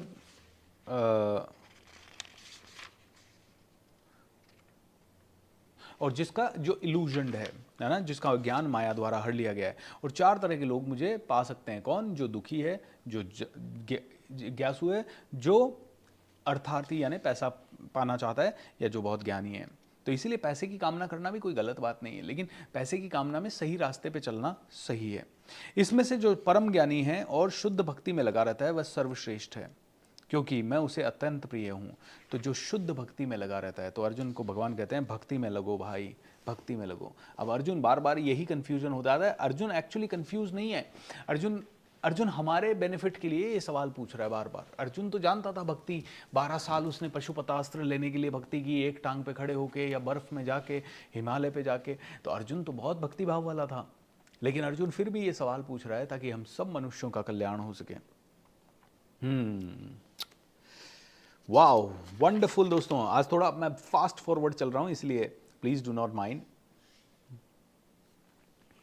मैं प्रत्येक जीव के हृदय में परमात्मा स्वरूप स्थित हूं। जैसे ही कोई किसी देवता की पूजा करने की इच्छा करता है, मैं उसकी श्रद्धा को स्थिर करता हूं, जिससे वह विशेष देवता की भक्ति कर सकें। हमने कल परसों सुंदरकांड का पाठ किया, आप सभी लोग जुड़े, जितने लोग जुड़ पाए। तो क्यों जुड़े? जुड़ने के क्या रीज़न थे? हम सब लोग इतना भाव विभोर क्यों हो गए? क्योंकि जैसे ही हम भक्ति करना चाहते हैं, भगवान हमें सपोर्ट करने लगता है, हमें सपोर्ट करने लगता है। इसीलिए कहते हैं कि तुम्हें अगर प्रकृति की शक्तियों को देखना है तो तुम सही मार्ग पे चलना शुरू कर दो। तो तुम्हें अपने आप दिखने लग जाएगा प्रकृति तुम्हें कहाँ कहाँ सपोर्ट कर रही है। और तुम अगर प्रकृति के उस सपोर्ट सिस्टम को नहीं देख पाओगे तो तुम्हारी कभी भी मुझ में श्रद्धा आ नहीं पाएगी। इसीलिए होशपूर्वक जियो। बुद्धिहीन मनुष्य मुझको ठीक से न जानने के कारण सोचता है कि मैं पहले निराकार था और अब मैंने स्वरूप को धारण किया है। वे अपने अल्प ज्ञान के कारण मेरे अविनाशी तथा सर्वोच्च प्रकृति को नहीं जान पाते। कहा कृष्ण ने शस्त्र उठाओ, योद्धा बनो महान। मजेदार है ये गीता सार, सुनिएगा।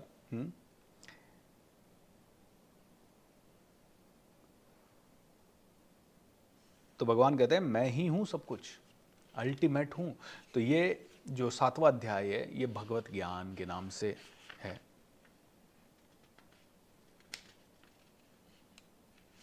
कोई ऐसा प्रश्न जो आपके मन में आ रहा है? क्योंकि अब 8वां अध्याय तो शुरू करेंगे तो नहीं हो पाएगा।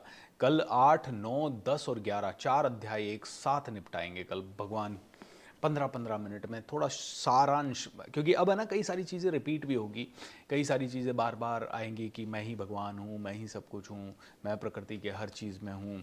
ये 3 गुणों का जिक्र जो अभी हुआ वो अभी हुआ। अपने कर्मों के आधार पे इंसान बनता है। ये सारी चीज़ें बार बार अब रिपीट होंगी। इसमें भगवान अपना विराट रूप का दर्शन करवाएंगे। तो ऐसे ही विराट रूप आपका भी है। आपका विराट रूप देखो। भगवान जहाँ पे भी भगवत गीता की बात हो रही है ना, वहाँ सारी आप ही की बात हो रही है कि आप अपने आप को ही जानो, अपने आप की प्रकृति को जानो, अपने आप को जानो। आप ही देखो कि आप ही कभी कभी तो मूर्ख हैं, कभी कभी आप अज्ञानी हैं, कभी कभी आप नीचे गिर जाते हैं, कभी कभी आप पशु की तरह हो जाते हैं, कभी कभी आप असुर की तरह हो जाते हैं, और कभी कभी आप ज्ञानी हो जाते हैं, कभी ध्यानी हो जाते हैं, कभी कभी आप दुख में आ जाते हैं, कभी कभी आप बहुत ज़्यादा पॉजिटिव हो जाते हैं, कभी नेगेटिव हो जाते हैं। ये सारी क्वालिटीज आप ही के अंदर है। So it's not talking about like 1000 other people. Bhagavad Gita is not saying कि ये असुर है और ये असुर है। ओके, भगवत गीता कह रही है तेरे अंदर जो असुर है ना, पहले तू उसको शांत कर। तेरे अंदर जो मूर्ख है ना, तू पहले उसको शांत कर। तो भगवत गीता को समझना है तो उसको यही देखना है कि कुरुक्षेत्र यही है और यही धर्म क्षेत्र है। धर्म क्षेत्र है, कुरुक्षेत्र है, दोनों धर्म क्षेत्र और कुरुक्षेत्र यही है। जब इसी में सारी आसुरी शक्तियां आ जाती है तो ये कुरुक्षेत्र बन जाता है, और जब ये आसुरी शक्तियां चली जाती है तो ये धर्म क्षेत्र बन जाता है। कहते हैं कि ये दुनिया जो है, ये ब्रह्मांड जो है, ये धरती जो है, ये कुरुक्षेत्र ही बनी हुई है। लोग एक दूसरे से लड़ रहे हैं, झगड़ रहे हैं, ये कर रहे हैं, वो कर रहे हैं, एक दूसरे को चीट कर रहे हैं। बोले था तो ये धर्म क्षेत्र, लेकिन 10,000 साल पहले भी बोलते हैं, 5,000 साल पहले भी बोलते हैं, 3,000 साल पहले भी बोलते हैं कि सब कुछ ऐसा ही था। 10,000 साल पहले आदमी, या 1,000 साल पहले की बात कर लेते हैं, 1,000 साल पहले आदमी को इच्छा नहीं थी कार खरीदें, क्योंकि कार थी नहीं कहीं। 1,000 साल पहले आदमी सोचता था मेरे पास 100 बैलगाड़ी हो, 50 बैलगाड़ी हो, 50 बैल हो। ऑलराइट, उसकी बोलते हैं कि 10,000 साल पहले भी मनुष्य सेम था और आज भी मनुष्य सेम है। तुम्हें लगता है मनुष्य नीचे गिर गया, ऐसा कुछ नहीं हुआ है। मनुष्य नीचे गिर गया, मनुष्य पहले भी ऐसा ही था।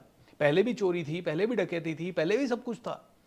क्योंकि अगर नहीं होता तो भगवान श्री कृष्ण आके गीता ज्ञान नहीं कहते। क्योंकि अगर पहले वैसा नहीं होता तो भगवान श्री कृष्ण आके ये महाभारत नहीं करवाते, दुर्योधन नहीं होता, शकुनी नहीं होता, दुशासन नहीं होता। ये सब पहले भी थे। हाँ, मात्राएं कम ज़्यादा हो सकती है। बोलते हैं आज कलयुग है तो ये सब बहुत ज़्यादा हो रहा है। पहले भी हत्याएं होती थी, पहले भी मर्डर होते थे, पहले भी षड्यंत्र होते थे, पहले भी सब कुछ होते थे। तो ये मत सोचो कि तुम बहुत ही खराब हो गए हो और पहले का पुरुष और अभी के उसमें बहुत ज़्यादा फर्क आ गया। फर्क कुछ नहीं आया है। बोले कि बस इतना समझने की देर है कि हजारों सालों में ये जब भी हुआ तो क्यों हुआ? ये तब हुआ जब मनुष्य अज्ञानी होता गया। जब मनुष्य अज्ञानी होता गया तो अज्ञानी मनुष्य की डिजायर्स बढ़ती हैं, और डिजायर्स बढ़ती हैं तो उनको पूरा करने की इच्छा होती है। आज मैं कई बार समझ नहीं पाता हूं रेप होता क्यों है। मतलब आज आप अखबार में पढ़ो 3 साल की बच्ची के साथ रेप, 5 साल की बच्ची के साथ रेप, ऐसा क्या है? मतलब क्यों? अरे भाई, ये इतनी ज्यादा ऐसी क्या वासना जाग जाती है कि आदमी कुछ भी करने को तैयार हो जाता है?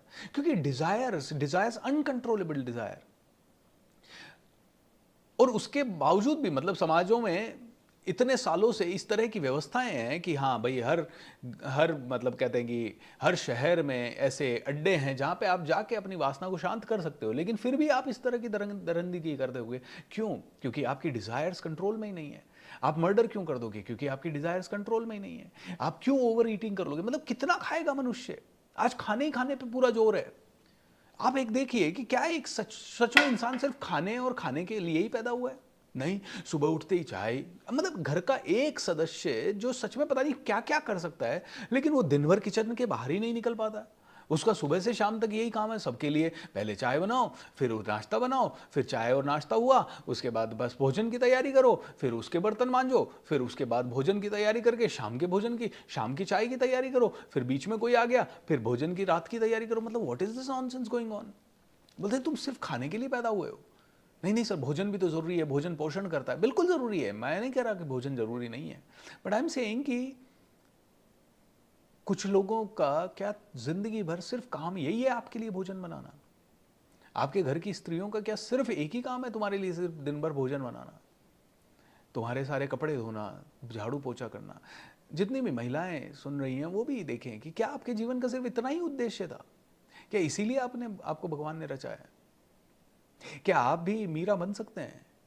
क्या आप भी कुछ बहुत बेहतर काम कर सकते हैं? और वो सारी ड्यूटीज भी करनी है, तो उन ड्यूटीज को करते हुए कितनी महिलाएं बहुत ही प्रसन्न हैं। दिन भर कई महिलाएं झल्लाती रहती है, क्या क्या करूं मैं, इधर क्यों फेंक दिया, ये क्या? या तो फिर वो काम कर रहे हो तो भक्ति भाव से करो, वो काम कर रहे हो तो पूर्ण श्रद्धा से करो कि उस काम को करते हुए मजा ही मजा आ रहा है। प्यार से भोजन बनाओ बहुत, लेकिन आप तो कई बार वो प्रसन्नता से बना भी नहीं रहे, न प्रसन्नता से घर के सारे काम कर रहे हो, इसीलिए तो घर घर में नर्क पैदा हो रहा है। आज से 100 साल पुरानी महिलाएं, 50 साल पुरानी महिलाएं, उनके चेहरों पे कंप्लेन नहीं होती थी ज्यादा, ठीक है थोड़ा बहुत चिड़चिड़ापन वगैरह होता था, लेकिन कहीं ना कहीं भाव बहुत ही सुंदर रहता था। आज महिला सोच तो रही है मुझे करियर बनाना है, मुझे भी कमाना है, मुझे ये करना है, मुझे वो करना है, और दिन भर घर में चिड़चिड़ाहट भी कर रही है। अरे यार ये काम कब छूटेगा, ये मैं करती रहूँगी क्या? और आजकल की महिलाओं को तो कईयों को तो अपने बच्चों से भी प्यार नहीं है। बोले यार क्या यार, ये बच्चे पैदा हो गए और अब मैं मेरे को इन करना पड़ रहा है दिन भर। आई मीन सो बच्चों के अंदर भी वो इरिटेशन, फिर बाद में जाके बच्चे रेबल हो जाते हैं। फिर आप कहते हो कि नहीं हमने तो सब कुछ किया जी, उसके बावजूद भी हमें तो कुछ नहीं मिला। तुमने सब कुछ किया लेकिन किस भाव से किया? आप रोज मेरी कंपनी में काम कर रहे हो, रोज तुम्हारा भाव है यार बहुत ही गंदा चल रहा है, मजा नहीं आ रहा है, क्या है, what is this nonsense this, तो उसके कारण आप अपना बेस्ट ही नहीं दे रहे हो, तो तुम्हारा फ्यूचर बेकार ही होने वाला है। मैंने अगर ये इस भाव से काम किया, अरे यार ये कैसे लोग हैं यार, मैं इनको इतने दिनों से फ्री ट्रेनिंग दे रहा हूँ यार, इसके बाद भी ये कमांडो ट्रेनिंग में नहीं जुड़ रहे हैं यार, व्हाट इज दिस नॉनसेंस यार, मैं क्या मतलब है, और ऐसे ही भाव से मैं काम करूँ तो फिर तो मैं ये काम ही नहीं कर सकता, और इतने सालों से तो बिल्कुल नहीं कर सकता। तो दोस्तों, भाव को सुधारें। भगवत गीता यही कहती है, अपने मन को संयमित करें, अपने आप को ही परखें। आप ही के अंदर असुर है, आप ही के अंदर देव है। अपने अंदर के देव तत्व को निखारें, अपने अंदर के सत्व को निखारें, अपने अंदर के ब्यूटी को निखारें। बस यही भगवत गीता कहती है। तो कोई 2-3 प्रश्न ले लेते हैं। बेटी उतनी पाप मानते हैं और बहुत भेदभाव करते हैं, बहुत तरह से बहुत ताने देते हैं, ऐसे में क्या करना चाहिए? गुरुजी मैं आपसे आदर्श उत्तर की कामना करती हूँ, प्लीज़ प्लीज़ प्लीज़। काव्या, मैंने अभी अभी कहा 4 तरह के लोगों को भगवान नहीं मिलते। कौन कौन से 4 लोग? मूर्ख, अधम यानी अज्ञानी या बहुत ही मनुष्य में निचले स्तर पे असुर, और एक कौन सा था, वो एक बार बार भूल जाता हूँ मैं, ठीक है, जो भी है, चौथा कौन सा है वो बार बार भूल जाता हूँ।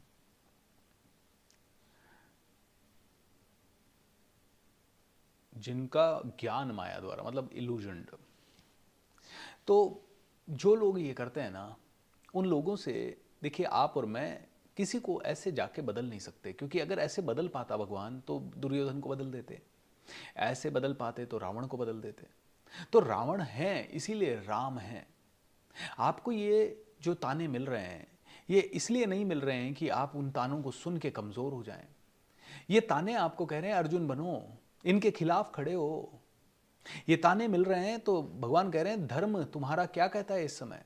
तुम्हारा धर्म कहता है कि तुम्हें पापियों का संहार करना पड़ेगा, उनके अगेंस्ट खड़ा होना पड़ेगा, तुम्हें खड़ा होने का। लेकिन हाँ, यह है कि स्ट्रैटेजिकली। भगवान श्री कृष्ण के पीछे पड़ गया एक राक्षस काल यवन। वो भगवान श्री कृष्ण को मारना चाहता था। अब भगवान श्री कृष्ण तो भगवान थे, वो चाहते तो उसको अकेला मार देते, लेकिन भगवान को लीला भी करनी थी। दुनिया में कैसे कहें कि यानी मैं अकेला ही कर सकता हूं, तुम लोग नहीं कर सकते? क्योंकि भगवान श्री राम जब गए जंगलों में तो भगवान श्री राम ने एक एक गांव में गए और उनको बताया कि भैया तुम लोग धनुष बाण से, वो राक्षस आते थे तो भगवान राम कहते थे कि मैं नहीं लड़ूंगा सबसे, तुम धनुष बाण से चलाना सीखो। उनको प्रशिक्षण देते थे, फिर आगे बढ़ते थे, उनको संयमित करते थे, उनको कहते थे कि तुम वो करो, निडर बनो, तुम साहसी बनो, क्योंकि मैं लड़ूंगा तो फिर तो तुम्हें लगेगा मैं ही लड़ सकता हूं, तुम लड़ नहीं सकते। भगवान श्री कृष्ण ने भी यही कहा कि द्वारका के सारे लोग कहेंगे ये ही लड़ रहा है, हम नहीं लड़ सकते। तो ऐसा भी भगवान एग्जाम्पल पेश नहीं कर सकते। इसीलिए हर लीडर को चाहिए कि खुद ही काम करने ना लग जाए, वो टीम से काम करवाए, टीम को डेलीगेट करे। तो काल यवन जब पीछे पड़ गया तो भगवान श्री कृष्ण ने मथुरा छोड़ दिया। ओके, मथुरा छोड़ दिया। क्यों छोड़ दिया? और सब लोगों ने, इनफैक्ट ये सारे राक्षसों ने फिर उनको नाम क्या दिया? रणछोड़। अरे भैया देखो, हमारी चुनौती को छोड़ के भाग गया। लेकिन श्री कृष्ण काल यवन के लड़ने की प्रकृति जानते थे। वो जानते थे कि वो क्या करेगा, चारों तरफ से मथुरा को घेरेगा, और चारों तरफ से मथुरा को घेर के फिर चारों तरफ से आक्रमण करेगा। तो मैं तो एक ही तरफ लड़ पाऊंगा। अब मैं वैसे तो भगवान हूं, मैं चाहूं तो चारों तरफ लड़ लूं, लेकिन अगर मैं चारों तरफ लड़ूंगा तो लोगों को लगेगा कि यार ये क्या है, ये तो लीला है और ये ही कर पा रहा है, हम नहीं कर पा रहे, तो लोगों को हीन लगेगा। तो लोगों को लगना चाहिए कि हम सब लड़ रहे हैं मिलकर। तो भगवान श्री कृष्ण ने मथुरा छोड़ी और द्वारका बसाई, और द्वारका ऐसी जगह बसाई जहां पीछे समुद्र था। अब काल यवन चाहे तो चारों तरफ से घेर भी नहीं सकता, चारों तरफ से नहीं घेर सकता, तो सामने से ही उसको आक्रमण करना पड़ेगा। सामने से आक्रमण करेगा तो श्री कृष्ण उसको हरा देंगे, और यही हुआ बाद में। अब होता क्या है, जब आपकी ज़िंदगी में ऐसी चीज़ें हैं जहां आपको ये बहुत सारे ताने सुनने को मिल रहे हैं, आपको कुछ करने नहीं दिया जा रहा है, भगवान श्री कृष्ण कह रहे हैं यहाँ पे अर्जुन बनना पड़ेगा तुम्हें। You will have to fight against those people. You will have to stand against those people. Stand करने का लेकिन स्ट्रैटेजिक तरीका होना चाहिए। ऐसे नहीं कि तुम अभी खड़े हो गए जी, तुमने मेरे को गलत कहा, अभी मैं तुमसे लड़ लूंगी, ये भी तरीका ठीक नहीं है। तो भगवान श्री कृष्ण कहते हैं कि सही तरीके से लड़ो, कुछ बन के दिखाओ, कुछ करके दिखाओ। तुम्हारे अंदर ये भावना होनी चाहिए कि हाँ, हम बहुत बड़ा काम कर सकते हैं। और तुम अपने आप को हीन मत मानो, तुम दिव्य हो, तुम भव्य हो, तुम कौन हो? तुम देव हो, तुम दानव नहीं हो, तुम असुर नहीं हो, तुम देव हो। तुम्हारे अंदर साक्षात परमात्मा विराजमान है, और तुम फिर भी छोटी चीज़ों से घबरा जाओ। इसीलिए तो कहते हैं तुम्हारा मन भटक रहा है, वो आदमी तुम्हारा मन भटकाना चाह रहा है और तुम बस उसी में उलझ के रह गए। मेरे को ऐसा कह दिया, मेरे को ऐसा कह दिया, ऐसा कह दिया, चिड़चिड़ा हो गए, और तुम चिड़चिड़े हो गए, दिन भर चिड़चिड़े रहे। तो तुम्हारी प्रॉब्लम है, उसकी प्रॉब्लम नहीं है। उसने तो ज़्यादा से ज़्यादा ये कहा लड़की है इतना मत कर, उसने इतना कहा। अब तुम दिन भर चिड़चिड़े हो के ना तो कुछ कर रहे हो और जले जा रहे हो खुद ही। वो तो कह के चला गया और खाना पीना खा रहा है, लेकिन तुम जले जा रहे हो। इसकी जगह तुम अपने मन को संयमित करो और अपने लक्ष्य में लगाओ कि जैसे गुंजन सक्सेना जो जिसने पहली फीमेल पायलट रही, जिनके ऊपर मूवी बनी है, वैसा बनो। तुम अरुणिमा सिन्हा बनो, तुम मैरी कॉम बनो। ऑलराइट, मैरी कॉम के पिताजी ने भी कहा था लड़की है, बॉक्सिंग करेगी, छोटे कपड़े पहनेगी, नहीं चलेगा। ऑलराइट, बॉक्सिंग को चुन या बाप को चुन, उसने बॉक्सिंग को चुन लिया। राइट, सो ऐसे ही है कि आपको सोसाइटी के अंदर अगर कोई कुरीतियां हैं तो उनके अगेंस्ट किसी को तो शुरुआत करनी पड़ेगी। लेकिन शुरुआत करने का तरीका एकदम से लड़ाई करके सामने आमने की, जब तुम कमज़ोर हो तो सामने आमने की लड़ाई बिल्कुल मत करो। जब सामने आमने की लड़ाई तब करनी है जब आप सक्षम हो जाओ। तो अपने आप को स्लोली एंड स्लोली सक्षम बनाओ। जैसे भारत ने स्लोली एंड स्लोली अपने आप को सक्षम बनाया, तो आज पाकिस्तान भी डर रहा है, आज चाइना भी डर रहा है, आज अमेरिका भी पहले 50 बार सोच रहा है भारत की तरफ आंख उठाने से। ऑलराइट, तो सक्षम बनाओ धीरे धीरे, अचानक नहीं लड़ो। लड़ाई के लिए उचित अवसर का इंतजार करो। बुरे कर्मों को ईश्वर को कैसे समर्पित करें? अगर ऐसा करें तो चालाकी करना करके वही कर्म करवाएंगे। बुरे कर्मों को समर्पित क्या करोगे? बुरे कर्मों को तो कम करना है। समर्पित करने का मतलब क्या है? क्यों समर्पित करना है तुम्हें बुरे कर्म? कहीं पे भी बुरे कर्म हो गए, माफी मांगनी है। बुरे कर्म हो गए, भगवान आई एम सो सॉरी, माफी चाहूंगा। समर्पित क्या करोगे? फल आएगा ही, जो कर चुके हो उसका तो फल आएगा, बस तुम्हें आगे नहीं करना है। फल तो तुम्हें अच्छे कर्म किए या बुरे कर्म किए दोनों के आएंगे। कौन से आएंगे, कितने बड़े फल आएंगे और किस रूप में आएंगे ये तुम्हें नहीं पता। समर्पित क्या करोगे तुमने कर दिए कर्म। कर्म समर्पित नहीं कर सकते तुम, कर्म के फल समर्पित कर सकते हो भाई। कर्म थोड़ी समर्पित करोगे।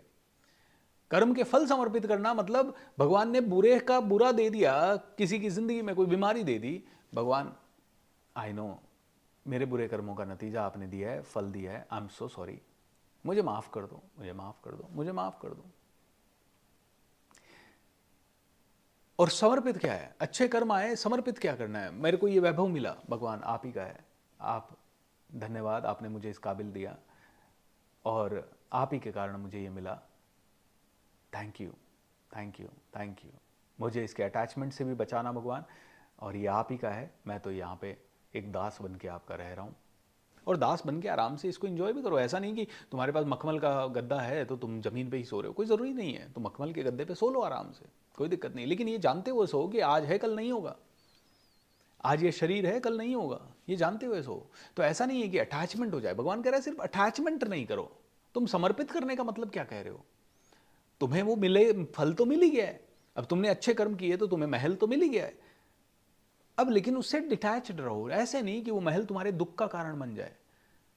तुम्हें तुम्हारे फल, कर्मों का फल तो मिल गया, अब तुम्हें कर्मों के फल एप्पल मिल गए, अब तुम एप्पल से अटैच हो गए। किसी दिन एप्पल नहीं मिला तो अरे भाई मैं बनाना तो खा ही नहीं सकता। भैया अटैचमेंट छोड़ो ना एप्पल से। कोई पिज्ज़ा खाने लग गया तो मेरे को तो वही अच्छा लगता है, कोई कॉफ़ी पीने लग गया तो मुझे तो वही अच्छी लगती है। तुम अटैचमेंट में आ गए ना, अब तुम्हारा प्रॉब्लम है। अब तुम्हें जिस दिन वो कॉफ़ी नहीं मिलेगी तुम्हारा सर दुखेगा। हाँ सर, मेरे साथ रोज़ मिरेकल हो रहे हैं, वेरी गुड। नशा कैसे छोड़ें? बुद्धि कहेगी सब भगवान कर रहे हैं। हिमांशु, अब यही तो है ना, बुद्धि कह रही है सब भगवान कह रहे हैं। तुम्हारी बुद्धि ना कुछ ज़्यादा ही बुद्धिमान हो गई है। तुम्हारी बुद्धि ने तर्क करना ऐसा सीख लिया है, क्योंकि मन का सबसे बड़ा हथियार पता है क्या है? बुद्धि। मन कहता है मुझे नशा करना है, अब इसको जस्टिफाई कैसे करूं? तो एक काम करते हैं, बुद्धि को एज ए हथियार यूज़ करते हैं। एक ही तो ज़िंदगी मिली है, क्या है? एक आदमी को कहा ना, अरे भाई तू कितने सालों से पी रहा है? अरे 20 सालों से। अच्छा, हर रोज़ कितने की पी जाता है? बोले 500 रुपये की। ओके, तेरे को पता है तूने कितना पैसा वेस्ट कर दिया? 500 रुपये इंटू बार, 500 रुपये इंटू 30 दिन, यानी 15,000 रुपये महीना, यानी 15,000 रुपये के हिसाब से 1,80,000 रुपये साल का, और 20 सालों में 1,80,000 रुपये इंटू 20 साल, मतलब कितना सालों का तूने बर्बाद कर दिया भाई।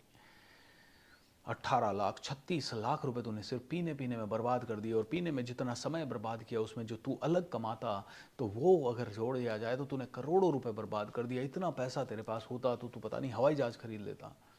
तो पीने वाला तर्क देता तेरे पास है हवाई जहाज? नहीं है ना, तो मैं खुश हूँ। पीने वाला तर्क क्या देता है? अबे पीने से तेरी तेरी जीवन कम हो जाएगा। बोले कौन सा जीवन कम होगा?